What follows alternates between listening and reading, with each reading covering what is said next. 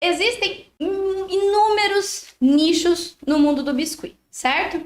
A gente tem que pensar assim, quais são os tipos de biscuit que existem? Existem inúmeras modelagens, inúmeros tipos de biscuit. Cada nicho tem a sua particularidade, cada nicho tem as suas características, os seus trejeitos, né, que a gente fala. Existe nichos de escultura, existe nicho de bolo, existe nicho de busto, caneca. Existem vários tipos de nicho e cada nicho tem a sua particularidade. Por exemplo, ó, os principais nichos que existem no mundo do biscuit são festas infantis, festas em geral, tá? Tipo festa de aniversário de adulto, festa de aniversário de criança. Existe também o nicho do mundo geek. Eu sempre falava, né? O mundo nerd, né? As festas nerds, mas agora é mundo geek. Existe o nicho das profissões: médico, advogado, enfermeiro, veterinário, artesã. Existe o nicho das profissões. Existem também os fofinhos, o nicho dos fofinhos.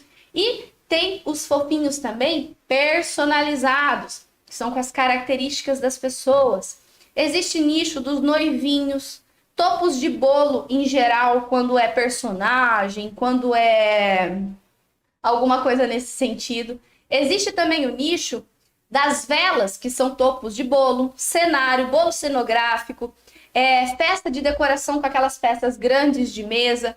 Existe nicho das canecas em biscuit, caricaturas. E por que eu tô falando para vocês sobre todos esses nichos? Porque é muito importante a gente saber quais nichos existem para a gente escolher em qual a gente vai atuar ou em quais a gente vai atuar.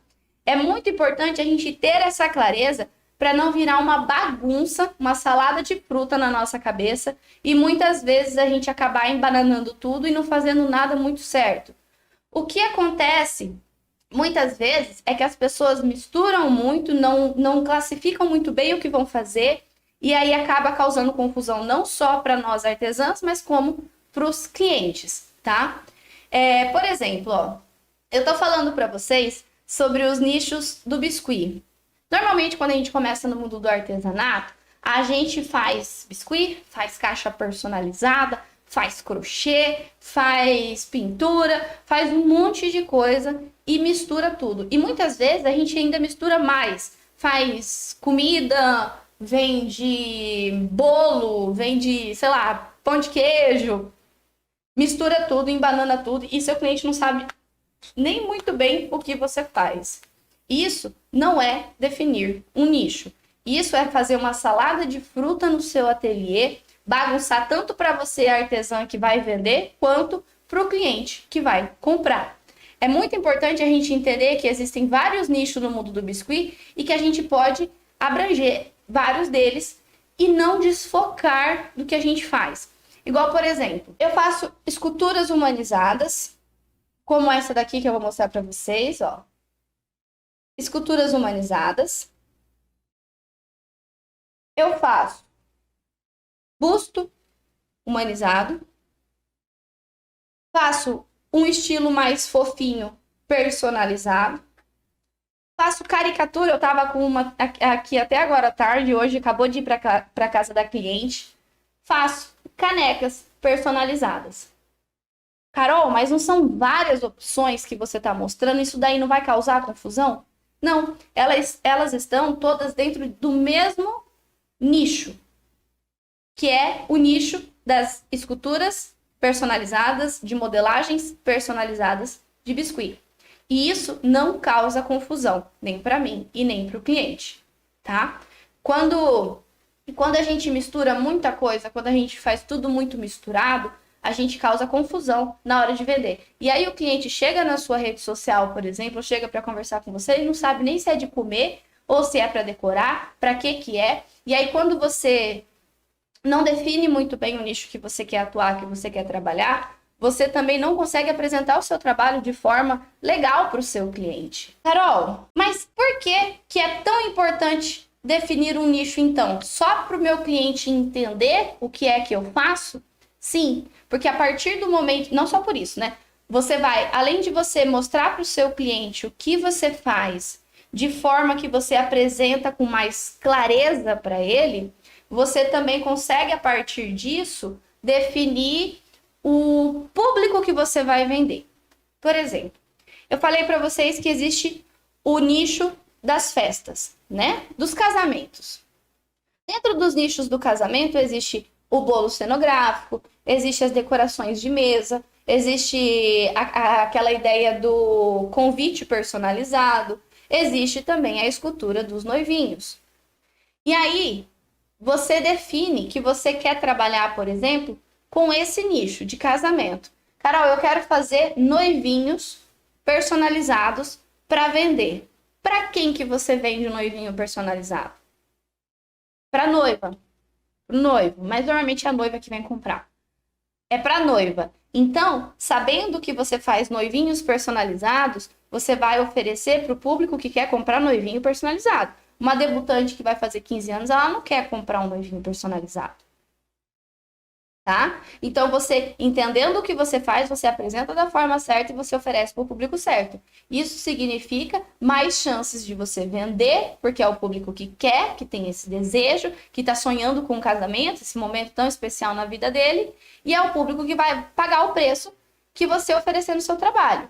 E aí é uma oportunidade de você gerar mais renda com o seu biscuit. Tá, Carol, entendi. Vou gerar mais renda, vou oferecer para o público certo e definir o meu nicho. Então, significa, por exemplo, que eu preciso trabalhar só com as esculturas humanizadas para noivinhos, topo de bolo de noivinho? Não necessariamente. Você definiu o nicho que você quer atender e aí você pode fazer tanto uma escultura humanizada, personalizada de noivinho, quanto um estilo mais fofo e personalizado. Pronto, definiu o seu nicho. Carol, se eu incluir então uma caneca aí no meio, eu vou estar desfocando do meu nicho?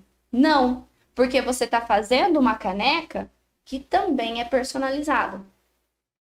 Vocês conseguiram entender? Eu sei que essa questão do nicho, ela causa muita confusão na nossa cabeça. Ela causa até angústia, né? Você fica assim, ai meu Deus do céu, eu preciso definir um nicho para mim, porque senão eu não vou conseguir vender e não vou me tornar uma artesã poderosa. Mas vocês conseguiram ver com mais clareza como ele é muito mais simples? Ó, eu vou dar um exemplo para vocês aqui no ateliê. Quando eu comecei a fazer biscuit, eu não fazia só biscuit, né? Ontem eu já falei para vocês, eu fazia faxina, eu fazia... vendia mandioca com a minha sogra para complementar a renda. Só que falando do artesanato em si, quando eu comecei no mundo do artesanato, eu fazia biscuit, fazia reforma de caixinhas em MDF, eu fazia biscuit, eu fazia reforma em caixa de MDF, eu pintava a caixa de MDF, eu pintava a tela, eu reformava tudo que você trouxesse aqui no ateliê, eu reformava. Eu fazia o que você... Ah, Carol, eu lembro uma vez que veio uma cliente e ela falou assim, Carol, eu vou mandar uns convites de casamento, né, pro meu casamento, e eu quero fazer umas caixinhas de MDF para colocar os convites dentro, os presentes pros padrinhos. Eu lembro que eu peguei essa encomenda, se eu não me engano, eu não lembro se era 8 ou mais, eu não lembro agora. Mas eu sei que era várias caixinhas, pintei, fiz um tom envelhecido. E aí eu misturava muito, embananava muito. Eu não tinha um nicho definido de biscuit. Eu fazia tudo que era artesanato. Qual que era a consequência disso para mim na época? Meus clientes não entendiam muito bem o que eu fazia, nem eu, na verdade, sabia falar muito bem o que eu fazia. Eu não conseguia vender por valores justos o meu trabalho, porque eu não me especializava em nada. Eu fazia de tudo um pouco e fazia tudo um pouquinho, assim, sabe? Não me especializava, não buscava evoluir em uma coisa só. E aí eu não conseguia ganhar muito dinheiro, porque eu não tinha um nicho definido. Eu fazia caixa de MDF, pintava tela, fazia biscuit, fazia de tudo um pouco, misturava tudo e não tinha um nicho definido.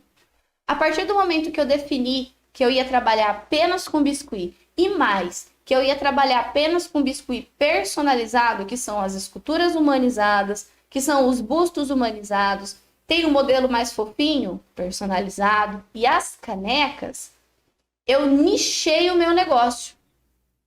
E a partir desse momento, quando a gente nicha, a gente se especializa, a gente faz somente determinado tipo de trabalho, as coisas mudaram. É claro que tem um processo de estudo, a criação do meu método e tudo mais. Mas eu consegui potencializar os meus resultados e consegui me tornar uma artesã reconhecida, consegui gerar renda com o meu biscuit, porque eu não estava misturando tudo.